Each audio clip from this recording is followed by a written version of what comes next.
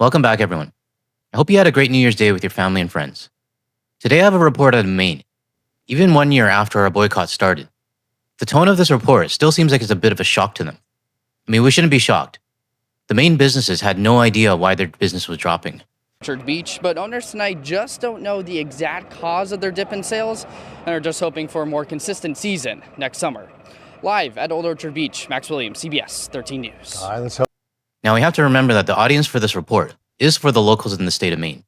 Just to be clear, I'm not actually showing this report. This is just a clip from a previous report I showed. I just wanted to show how oblivious they are. I also have a report from Global News with their recap of 2025 and our relationship with the dysfunctional neighbor to the south. So we'll get into these two reports shortly. The second backdrop for 2026 comes from Richard, who sent in this photo from Molly's Reach in Gibson, British Columbia. Many of you may remember the TV show The Beachcombers, and what you're seeing right here used to be a staple on the TV show. I remember watching it on CBC as a kid. So thanks for sending us over, Richard. Speaking of TV shows from the coast of BC, does anyone remember what this one is?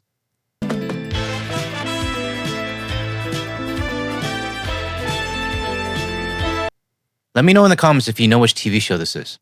This used to be one of my favorites because they filmed all around the Lower Mainland. Alright, let's get into the first report out of Maine. Canadians say traveling to the U.S. is less appealing than ever. The U.S. Travel Association estimates the drop in Canadian travelers could cost the U.S. billions of dollars. That's a huge concern for states like Maine, which rely on the economic boost from Canadian visitors, especially in the summer. Some Canadians say their travel boycott was initially in response to President Trump's tariffs on Canadian goods and his suggestions that Canada should become the 51st state. Okay, I give them credit for actually mentioning the 51st state. It's something that I wish they would do more, but obviously we can't fix the US media. I received an email from a US citizen a while ago who lives in the deep red state. He mentioned that he started to binge watch all of my videos, and locally in his state, none of the news stations even mentioned 51st state. They only said that Canadians were angry because of the tariffs. He said it wasn't until he started watching my videos that he realized how big and disrespectful the 51st state rhetoric is actually towards Canada.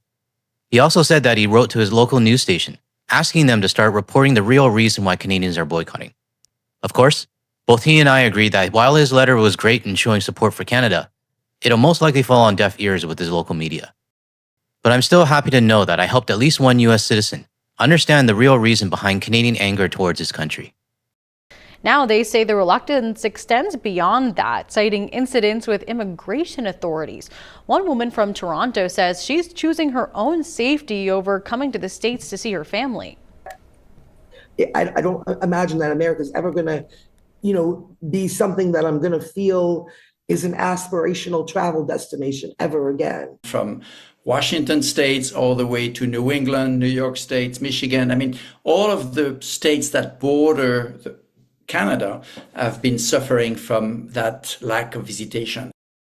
That man who you just heard from Toronto Metropolitan University is spot on. The Maine Office of Tourism's annual report showed fewer visitors from Canada this year. Well, no shit. After a year of boycotting, I would have thought these reports coming out of Maine would have transitioned into something more up to date. Things like, what does Maine need to do to challenge the federal government? Or what can Maine businesses do to push back against the fascist government? But even after a year, we're still hearing reports as if the boycott just started and everyone's shocked. It really tells me that they haven't learned anything even a full year later. Let me know in the comments if you agree with me on this. And if you do agree and you're not subbed yet, help my channel out by hitting the subscribe button below. In 2024, visitors from Canada made up 7% of Maine's total tourists. This year, though, that dropped to 4%. Before the summer season, Governor Mills launched a campaign to welcome Canadians, despite messages from the federal level. The state put up Welcome Canadians signs in border communities, and the governor also visited the country to meet with leaders in different provinces. Overall, Maine tourism experts say the summer tourism season was still a strong one. Of course, the Maine tourism experts are going to say that.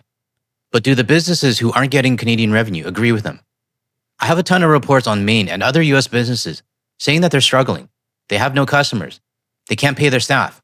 And they didn't realize how much they relied on Canadians. The list goes on. Yet, Maine tourism experts are saying 2025 was a good year. You decide who's telling the truth here. The unfortunate part is that many local viewers in the state of Maine We'll take the tourism expert at their word. Moving on to the next report. Global News has their 2025 recap on how our relationship with the dysfunctional neighbor to the south has changed moving forward. We're going to subsidize them, let it become a state. To most Canadians, the idea itself was unimaginable. Frankly, Canada should be the 51st state. How does this make you feel when you hear about 51st state? Furious. What's more, Donald Trump, the re-elected U.S. president, launched economic warfare. A 25% tariff on all cars that are not made in the United States. I cannot believe that our friend America would betray us like this. Betray is the right word, and I agree with it. 1 year ago, when I first started hearing the 51st state rhetoric, even before Trump was sworn into office on January 20th, I honestly thought it was a joke. But once he was sworn in, the rhetoric continued. Not only did it continue, but the 77 million who voted for him escalated it, repeated it, and they still do to this day. But the betrayal didn't just come from the president. It also comes from the businesses and small border towns that many of us used to visit regularly. Instead of acknowledging the 51st state rhetoric, they chose to ignore it and simply beg us to come back. For me, that wound actually hurts the most. To put it in perspective that I can relate to, that wound cut deep when I heard the Bellingham Chamber of Commerce guy say that he believes we aren't coming back because of the exchange rate, and then try to speak on behalf of Canadians. That made me realize something. After decades of crossing the border, shopping in Bellingham, Blaine, and Seattle, did these businesses and tourism officials really care about us? Or did they only care about our money? I don't give a shit about Trump and what he says. I mean, chances are, given with his help, he isn't going to be around for much longer. But what will last is this. Knowing that these border town businesses and states, and the destinations that we used to fly to regularly and spend our hard-earned money on, chose not to stand up for Canadians. Instead, they try to coax or lure us back with discounts and promo codes. And honestly, that'll deter me moving forward. I can't see myself going back to Bellingham to shop at Trader Joe's, Bellis Fair, or anywhere in Fairhaven, knowing that the Chamber of Commerce guy thinks that I'm not crossing because of the exchange rate. Like, screw that guy, seriously. Let me know in the comments if you feel the same way about your respective border state or not. Sometimes I feel like I'm holding a grudge over this, but honestly, it really does go against my own values. President speaking on Canadian soil in 1938. Historically, U.S. presidents have supported a sovereign Canada. Franklin Roosevelt took steps to abolish tariffs, permitting them to sell goods to us. President Eisenhower saw the St. Lawrence Seaway project as nation-building for two countries. So that the benefits of this great project can come to all our people on both sides of that great river. Disputes have long existed, from softwood lumber and dairy marketing to defense procurement. Yet President Reagan's respect for Canada and its Prime Minister paved the way for free trade that lasted more than 30 years. Now we'll do it. Until 2025. My favorite word, tariffs. Every president, with the exception of Donald Trump, has seen it as a relationship. And I don't think Donald Trump sees the world that way. I think he sees the world as a matter of transactions. It's all about America's interests first. And that's a new one for us. And it's not just the orange guy who sees the world as transactions. We Canadians visiting the US to spend our money are also viewed as a transaction. Agree with me or disagree with me, but that is the truth. I've watched far too many US reports on struggling businesses, and the same thing comes up every time. Their bottom line is hurting, they can't pay rent, and they keep saying that we should just put politics aside and do what we love to do. And to them, what we love to do is spend money at their shops and businesses. Well, this Canadian doesn't live a friendship transaction by transaction. And I know there are plenty of other countries around the world that will actually value us being in their country. But Bob Ray is right. It's always been about America's interests first, and sad to say, it always has been. Canadians like me fully realize that in 2025. I'm not afraid to admit that for decades, I just kind of went along with things. But I'm done, and I'm tired of hearing the America First attitude. I saw someone in my subreddit say that I really need to start speaking what I actually want to say. So that's going to be one of my goals for 2026. Canada will be responding. Prime Minister Trudeau promised retaliation, as did his successor. Retaliatory trade actions that will have the maximum impact in the United States. As did provincial premiers. Quebec, Manitoba, BC, we all have to act in unison. But with a much more powerful economy, Trump and his team could exert more pain and more pressure on everything and everyone crossing the border. Very good leader. And so began a more tentative approach, first to ease Trump off the notion of annexing Canada. Respectfully, Canadians' view on this is not going to change on the 51st state. Then the arduous process of talking to the Trump team, building trust and having patience. When America wants to come back and have the discussions on the trade side, we will have those discussions. I'm glad Prime Minister Mark Carney is taking this stance when it comes to the United States, because you know the orange guy would thrive on Canada begging to come back. That's exactly what he wants.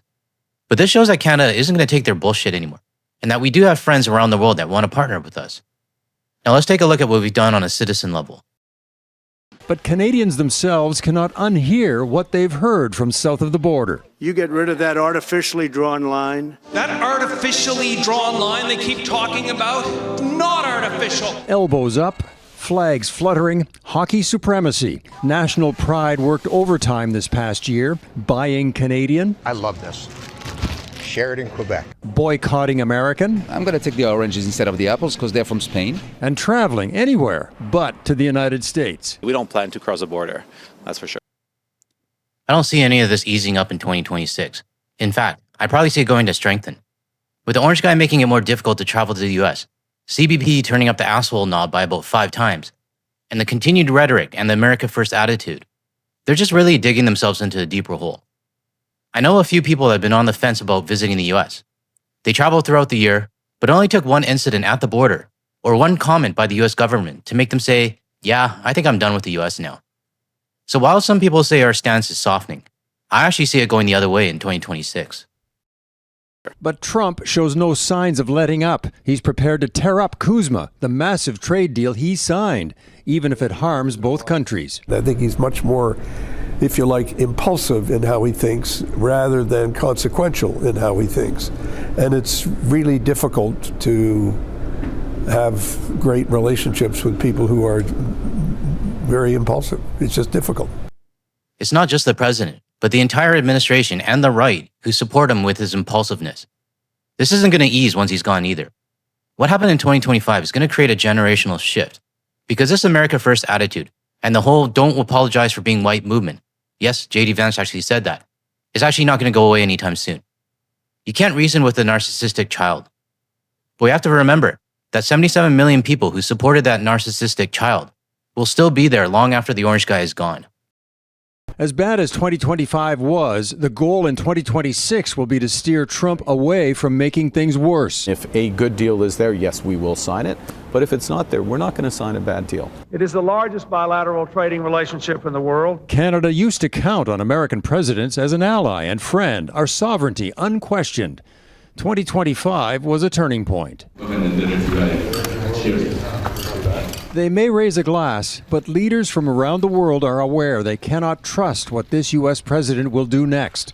None more aware than the Prime Minister of Canada. And I also think Canadian citizens and even our global allied citizens around the world should now understand that we can't trust the U.S. administration and many of its citizens moving forward. I want to be clear that I'm not starting off 2026 on this channel with a doom and gloom attitude about our dysfunctional neighbor to the south. That's not what I'm saying in this video. What I'm saying is that for me, and this is just my opinion, 2025 was a huge learning lesson. I was someone who saw the US as a friend, as a country I could easily visit, spend my money in, and believe that the resorts, shops, and businesses that I supported actually valued us. I'm not afraid to admit it, I was pretty naive.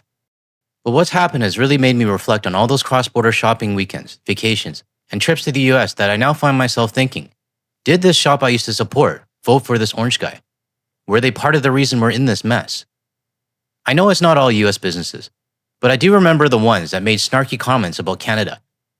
Back then I didn't think about it much, but now that I look at it now, it really makes me wonder who the shop owner, the waiter, the person at the cash register, or anyone else I interacted with who looked down on Canada voted for. To give an example, I remember being in a restaurant in Seattle where the waiter found out I was Canadian and said, "Oh, you're from that cold country trying to be part of the US, eh?" Yeah, fuck that guy in his restaurant. You'll never get a dime from me again. All I know is that those businesses are no longer going to get any of my hard-earned money, even after the orange guy is gone. Let me know in the comments if you agree with me on this. That's all I have for today's video.